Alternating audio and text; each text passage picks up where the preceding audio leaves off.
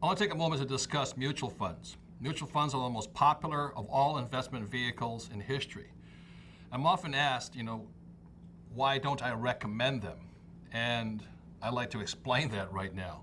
Mutual funds are designed primarily for people who have this type of education. As I said earlier, there's three basic types of education which are required for financial success in the real world. That's academic, professional, and financial. Our school system has very little financial or investor education. So my poor dad, and was a man who always said, this is very important education. My rich dad said this was important education. So to answer the question on mutual funds, this is the way it goes. If you have only this type of education, academic and professional, then mutual funds are perfect for you. That's who they were designed for. If you want to invest in other investment vehicles, then in most cases it will require more financial education. And it's not financial education you can learn in a classroom.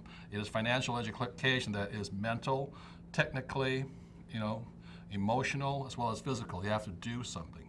So mutual funds are great for these people, but I personally would not invest in them or bet my financial future or my retirement on a mutual fund. And the reason for that is this. As we have all found out just recently, but most of us known for years, or professional investor needs to know, any market has three basic trends: an uptrend, downtrend, and a sideways trend. This is called a bull, this is called a bear, this is called a channel market.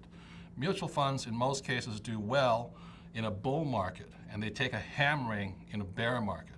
So that's why I don't like them.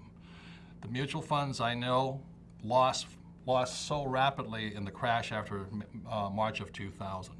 The problem with mutual funds, they give you no personal control over your financial future.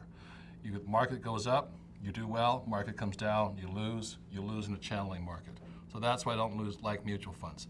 They give you no control. If you want control over your financial destiny, then you have to have financial education. And that's where richdad.com comes in. It gives you the financial education to take control of your financial destiny.